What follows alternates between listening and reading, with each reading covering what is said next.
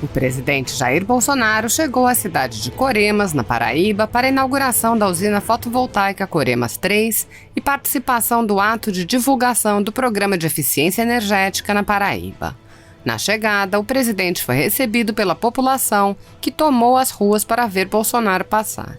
O ministro das Comunicações, Fábio Faria, divulgou o vídeo da chegada. Assista.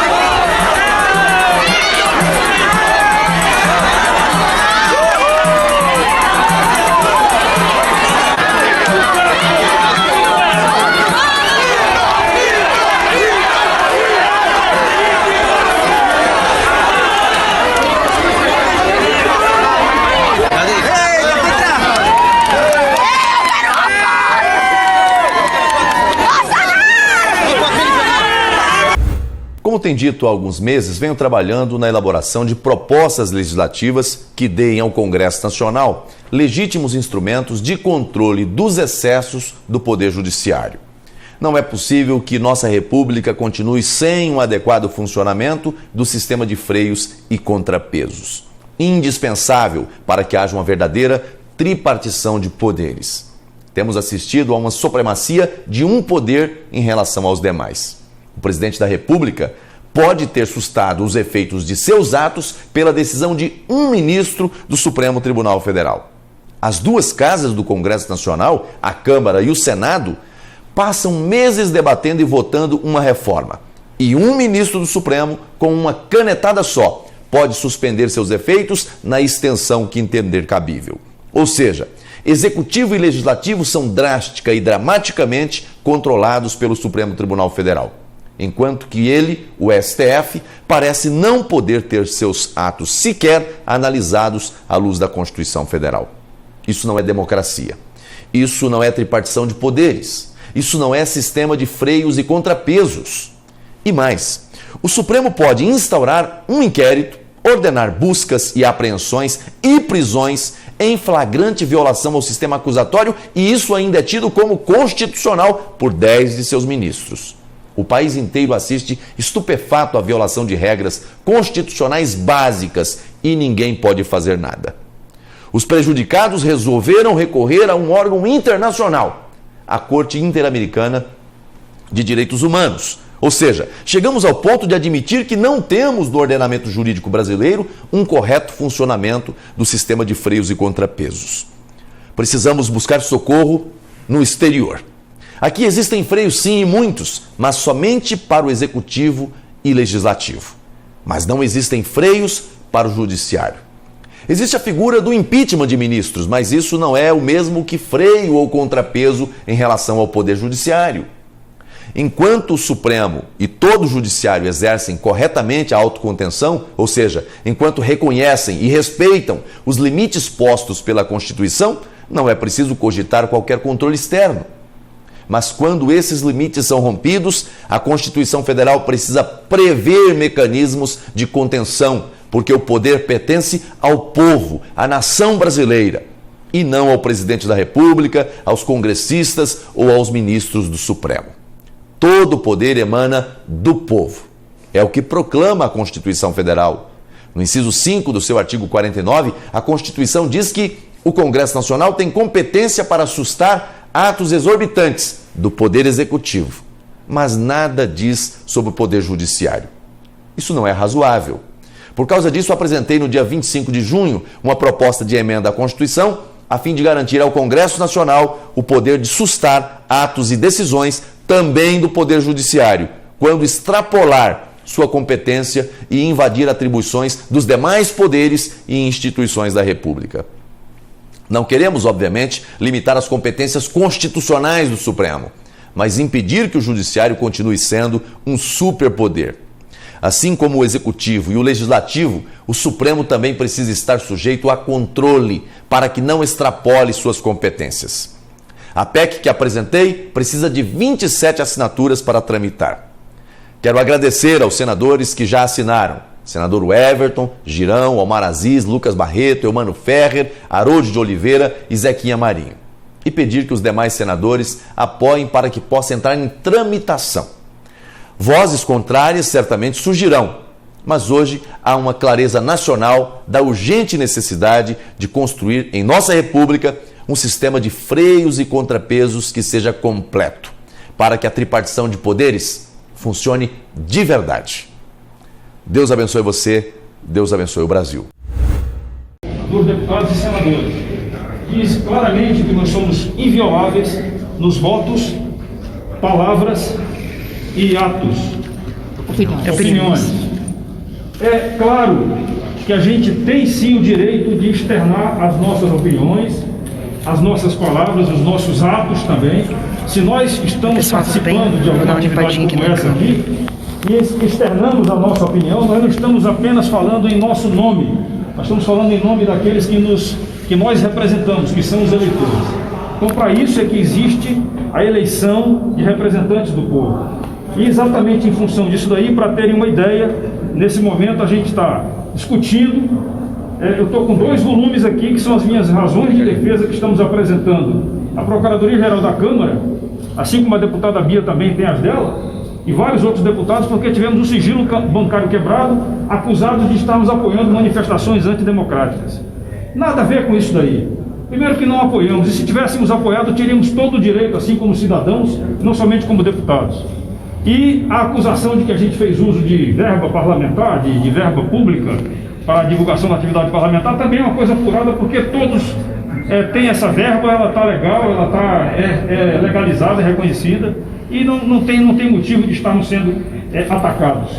A agressão que é feita à Câmara dos Deputados e ao Senado Federal com esse inquérito 4828, ela precisa ser contestada, porque ela pode ser o começo de muitas coisas. A gente tem preocupação quanto a isso, e a nossa liberdade de expressão, ela precisa continuar acontecendo. E lembrando que nós também tivemos o cerceamento da liberdade de imprensa, quando alguns blogs, que é a mídia não tradicional, também tiveram seus materiais apreendidos e estão impedidos de fazer uso da palavra, externando aquilo que as pessoas que assistem a eles, elas possam ouvir e ver o que eles estão fazendo. Então a gente precisa sim ter muito cuidado com isso, e mais preocupação agora, deputada Bia, com o PL das fake news, esse PL 2630 que está chegando aqui na Câmara, que já chegou na Câmara, e que a gente tem uma preocupação sim, porque ele pode cercear a nossa liberdade de expressão, não somente do deputado, dos brasileiros como um todo. A Constituição existe para isso, a gente precisa fazer com que a vontade do povo, que é soberana, ela sim é soberana, ela seja cumprida. A gente lamenta, não é uma agressão às instituições, pelo contrário, talvez algumas instituições estejam sendo agredidas quando o presidente da República nomeia alguém e é impedido por um ato monocrático de um integrante de um outro poder. Essa é a realidade que a gente está vivenciando, e a gente quer hoje aqui fazer um chamamento que mais deputados e senadores possam se juntar a nós, para que a gente possa estar juntos nessa discussão em prol da nossa liberdade de expressão, liberdade de opinião, liberdade de imprensa, e também da nossa inviolabilidade como deputados federais. Alguém mais quer falar? Obrigada.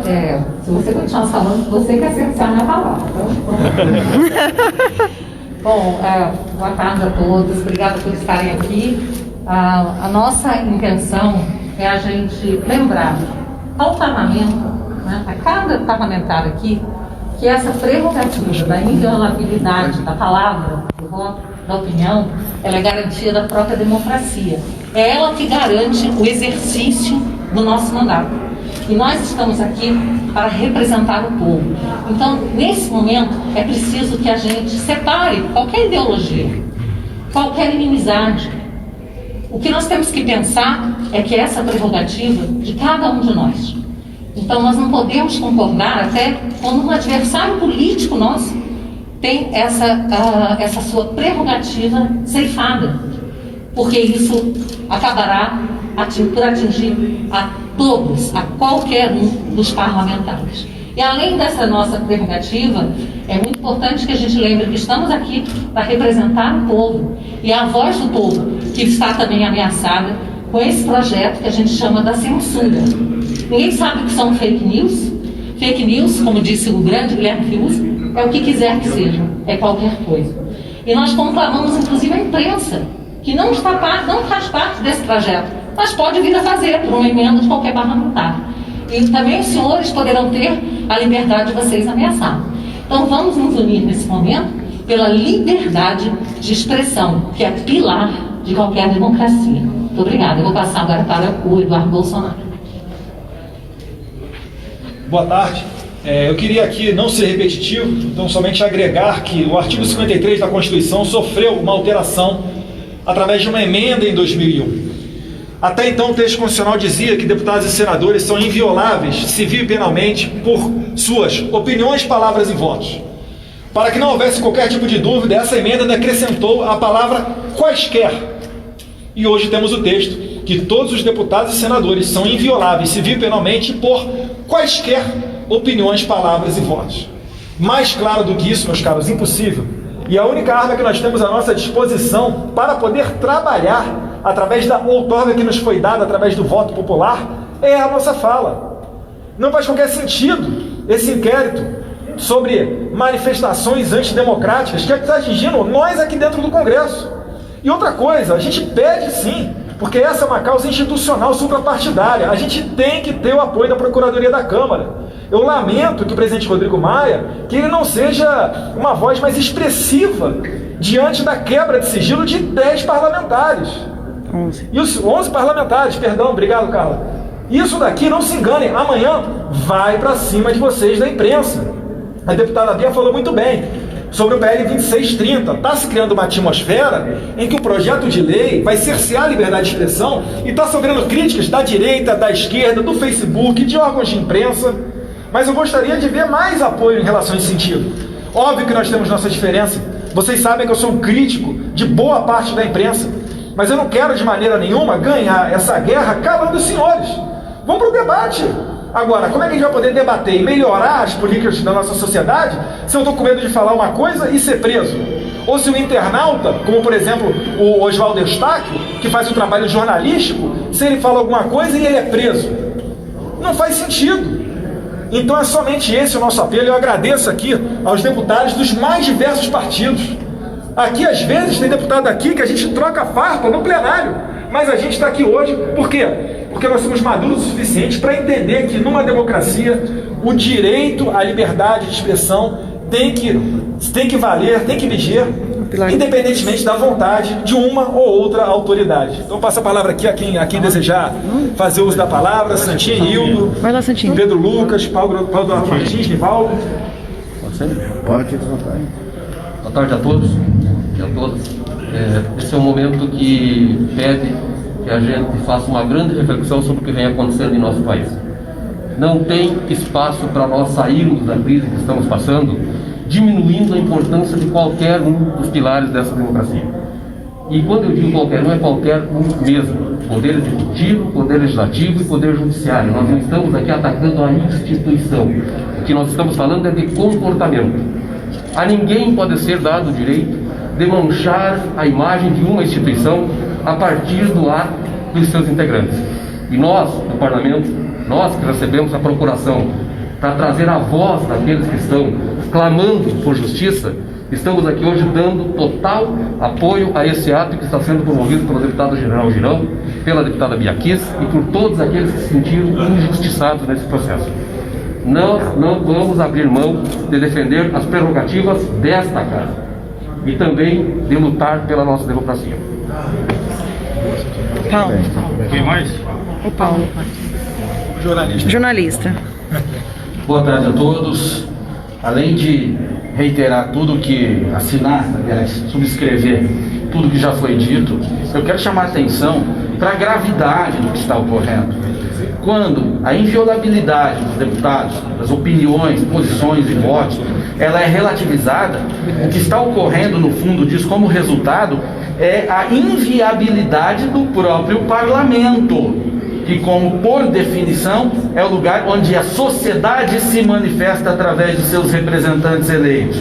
Então, quando essa manifestação ela pode ser alvo de criminalização, o parlamento sim está sendo viabilizado e sua ação está sendo limitada para quem interessa no momento. E a gente não pode permitir isso. A casa não está devidamente atenta ao risco, ao que representa realmente todo esse movimento que está ocorrendo. Nós não podemos ser defensores das prerrogativas parlamentares ou da liberdade de expressão por conveniência. Nós temos que ser defensores dessas duas coisas por princípios. Defender a liberdade de expressão quando a gente concorda com o que está sendo dito é uma beleza. Eu quero ver defender quando a gente não concorda com o que está sendo dito, mas luta para manter o seu direito daquele de dizer. E esse é o ponto. Tudo isso envolve um movimento maior. É aqui no parlamento, é também as iniciativas legislativas que vêm ocorrendo e também interpretações judiciais a respeito de outros casos que a gente já vê pipocar em primeira instância, como no Rio de Janeiro. O juiz acabou de dar uma decisão dizendo que o réu, ele extrapolou o seu limite de liberdade de pensamento. O que é isso? Então, o PL que fala de fake news, o popular PL das fake news, ele mira primeiro nas redes sociais, mas ele acaba atingindo a liberdade de expressão. E quando atinge a liberdade de expressão, atinge aqui do parlamentar, atinge das pessoas que são usuárias das redes, atinge de vocês, profissionais de imprensa, qual eu também sou. E que se a opinião agora que incomoda é aquela que está nas redes ou a que está na tribuna da imprensa, logo será aquela que está nas bancadas dos telejornais, nas páginas de opiniões dos jornais ou nas colunas de revistas. Esse movimento não tem que ser só desses parlamentares. Aqui eu acho que a gente apenas representa muitos que têm interesse nisso, que não suportam um ambiente de restrição de liberdade de expressão, e esse alerta serve a todos os brasileiros, especialmente aos profissionais que sobrevivem disso. Muito obrigado. Além de reiterar o que os meus colegas falaram, eu queria dividir com os senhores um sentimento que hoje é meu, mas amanhã pode ser de cada um dos senhores ou de alguns dos senhores. Eu tive o meu sigilo bancário e telemático, nem sabia que existia isso, quebrados, por conta de um tweet. Eu pergunto aos senhores, até que ponto isso não pode chegar até os senhores jornalistas, até o povo? Eu, como deputada federal, embasada em todos esses argumentos que meus colegas disseram, tenho tido medo, nas últimas 2, 3 semanas, de me manifestar. Uma representante do povo brasileiro com medo de se manifestar. É até esse ponto que a gente quer chegar. Daqui a pouco isso pode atingir os jornalistas. Já está atingindo o povo. Eu clamo aos senhores que, por favor, deem voz a esse apelo que a gente tem feito aqui. Porque a gente não está defendendo os nossos mandatos só, ou essa instituição. A gente está defendendo o pilar principal da democracia, que é a liberdade de expressão e de pensamento. Muito obrigada. Talvez a ideia seja que esse primeiro movimento de hoje, dessa semana, ele possa se repetir todas as semanas agora, com a adesão de mais deputados e senadores, inclusive também, porque também tem senadores que pensam como nós. Não podemos nos calar, como falou aqui a deputada Carla, não podemos nos calar, não vamos nos calar. Essa é a grande realidade. A gente vai enfrentar isso aí, porque nós acreditamos que a democracia, para existir, tem que ter esses pilares como sendo obedecidos. Nenhuma ditadura será boa para o Brasil, muito menos se for uma ditadura puxada por ações judiciais. Muito bem.